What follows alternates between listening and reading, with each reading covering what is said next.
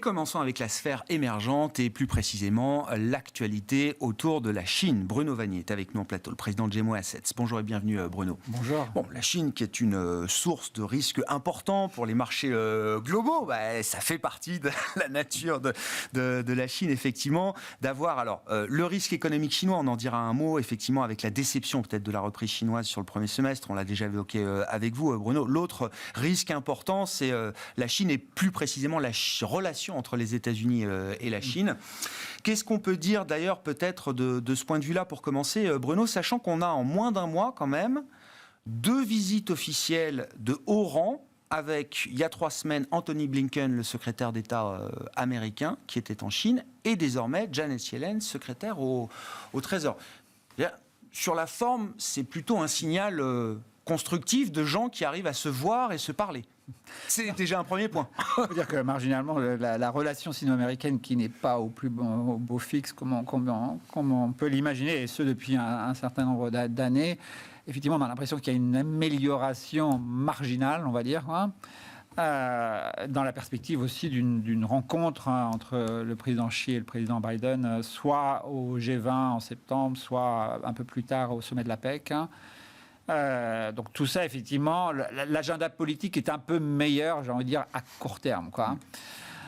Après, il faut pas trop espérer à ce sujet. Quand même, on a des élections américaines l'année prochaine. Ce sera bien évidemment un sujet qui est moins un sujet de controverse entre les candidats, qu'ils soient républicains ou démocrates, en l'occurrence aux États-Unis, puisque tout le monde est assez contre. C'est le seul point de convergence, d'ailleurs, transpartisan, on va dire. Et peut-être qu'ils vont trouver une surenchère qu'on n'imagine pas encore pour se démarquer sur le sujet, quoi. Donc, ça reste un sujet de volatilité non négligeable. On a des élections aussi à Taïwan en janvier prochain. Taïwan, bien évidemment, dans cette relation sino-américaine est extrêmement important. Même, encore une fois, si on n'anticipe absolument pas de mouvements militaires de nature à être extrêmement problématique, au moins dans les 5 prochaines années, ça ne me paraît absolument pas possible, quoi. Néanmoins, il y a ces élections, ça va être une source d'inquiétude. Le candidat de DPP, le démocrate, est plutôt le vent en poupe, j'ai envie de dire, depuis quelques mois. C'est quelque chose de, a priori, marginellement négatif pour la relation sino-américaine, la relation Chine-Taïwan. Et par conséquent, oui, effectivement. Mais bon, son discours reste encore très, très modéré de ce point de vue-là, où il va plutôt aussi une tendance à modérer le discours à mesure qu'on avance vers les élections. Néanmoins, c'est une source d'incertitude. Bon. Des visites effectivement, alors qui sont pas des market movers au sens strict du terme. Et c'est vrai que quand on voit les décisions qui sont prises de part et d'autre, il n'y a pas de pause dans l'escalade. Les États-Unis réfléchissent peut-être à interdire l'accès des entreprises chinoises aux services de cloud américains. La Chine a annoncé cette semaine des politiques de contrôle sur des métaux critiques destinés à l'industrie technologique au sens large. Enfin, voilà, le tit for tat continue. Là-dessus, on veut dire que c'est vraiment la première fois que la Chine avance ce terrain-là, quoi. Enfin, des terres rares, un terrain plus officiel, sur ces métaux critiques, effectivement. Alors après, il n'y a pas qu'en Chine qu'on trouve ces métaux. Non. Il se trouve qu'aujourd'hui... Ils n'ont de rare que le nom, très souvent. Et c'est pas forcément des terres rares, en l'occurrence. Mais aujourd'hui, effectivement, s'ils coupent à 100% l'approvisionnement, c'est problématique pour un certain nombre de sociétés dans le domaine électronique. À terme, c'est moins un problème. À court terme, ça pourrait l'être, quoi. Mais en fait, ce qui est plus intéressant, c'est pourquoi ils le font maintenant, quoi, en fait, parce qu'ils auraient pu le faire avant. Pourquoi maintenant? Est-ce que c'est un jeu diplomatique juste avant la visite de Janet Yellen, qui elle arrive avec dans ses poches peut-être une possibilité pour réduire ou éliminer les tarifs, les fameux tarifs de Trump sur les importations en provenance de Chine? Peut-être que c'est un sujet aussi sur l'inflation, quand même, avec des importations chinoises, on maîtrise sans doute un peu mieux l'inflation que sans. Donc il y a un jeu là-dessus, un jeu diplomatique qui n'est pas forcément facile à interpréter à court terme, mais qu'il faut constater néanmoins. Sur le plan économique, on a parlé de ça il y a un mois avec vous, Bruno. La question, qu'est-ce que les autorités... Parce que la pression monte quand même sur les autorités chinoises pour en faire plus en matière de soutien domestique. Je crois que c'est le Premier ministre ou le Vice-Premier ministre hier ou avant-hier. Il n'y a pas de temps à perdre. Sauf qu'une fois qu'on a dit ça, qu'est-ce qu'on fait ? Oui, alors là-dessus, c'est vrai qu'il y a une énorme déception, on peut le dire, depuis... sur le deuxième trimestre, on s'attendait à un effet de base très positif, à donc des chiffres vraiment au rendez-vous en termes de croissance, de perspective. Et patatrac, j'ai envie de dire, tous les chiffres qui sont sortis étaient plutôt décevants. Les indicateurs avancés, les PMI étaient en dessous de 50. Même l'indicateur sur les services a également baissé au mois de juin. Clairement, beaucoup de déception à ce sujet. Le marché a clairement baissé là-dessus, quoi. Maintenant, qu'est-ce qu'on fait aujourd'hui, quoi ? Alors, dans cette composante, il y a aussi le cycle des stocks qui est assez intéressant, je dois dire, quoi. Et on a un niveau de stock qui a beaucoup monté jusqu'au premier trimestre, effectivement, dans la perspective de cette reprise de la demande, pas simplement sur le deuxième trimestre, mais spécifiquement aussi sur l'événement, ce qu'on appelle le 6-18, les 3 jours les 3 jours autour du 18 juin, qui sont un événement un peu comme le 11 novembre que Alibaba a lancé il y a une dizaine d'années. Donc il y a beaucoup de stocks qui ont été faits dans cette perspective-là. Et techniquement, sans doute, un déstockage à faire qui est en train de se réaliser. On pense que les chiffres sur les stocks, à partir du 3e trimestre, vont être un peu meilleurs que jusqu'au 2e trimestre. C'est pas sûr, malheureusement, quoi. Mais cette perspective de déstockage éventuel arrive bien sûr sur une perspective de restockage, bien sûr, plutôt sur le 4e trimestre. Et là, on pourrait avoir des chiffres, naturellement, sans l'aide de l'État, j'ai envie de dire, quoi, un peu meilleurs, quoi. Mais ça reste quand même une incertitude, une question. C'est pas certain que ça va se passer dans cette séquence-là, dans ce séquençage suivant. Mais ce serait effectivement une bonne positive, qu'on n'ait pas forcément besoin de cette relance étatique que j'ai envie de dire tous les investisseurs en ce moment, surtout les investisseurs domestiques, ont envie d'avoir avant de faire quoi que ce soit. Donc on comprend bien que le niveau de confiance était très bas.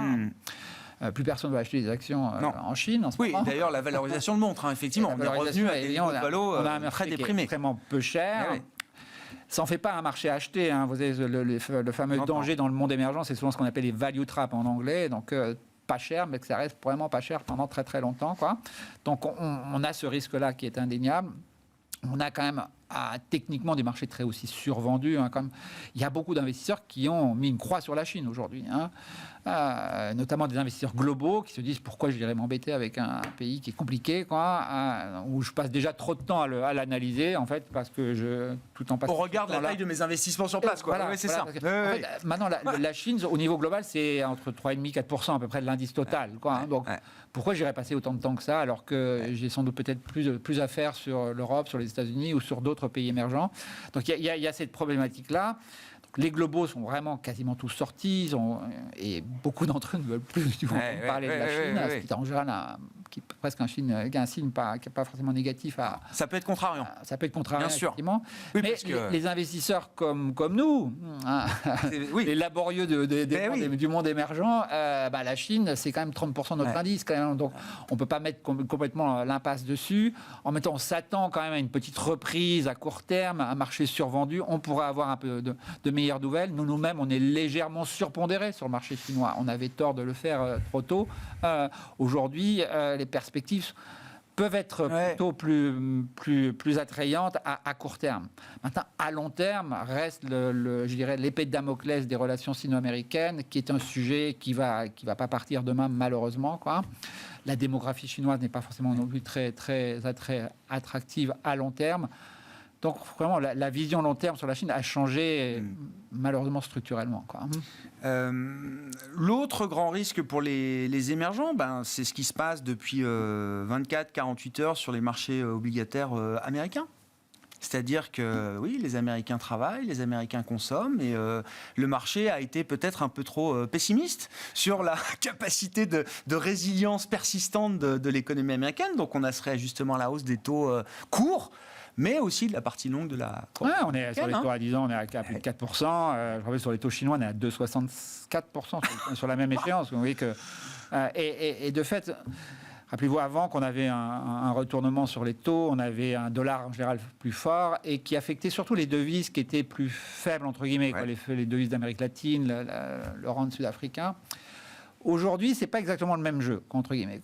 Ce qui est affecté de l'autre côté de la balance, j'ai envie de dire, ce sont les pays ou les devises dont les taux d'intérêt sont peu élevés, et où on a un différentiel de taux qui risque d'augmenter en faveur des taux américains et donc en faveur du dollar, ce qu'on observe quand même globalement depuis près d'un an.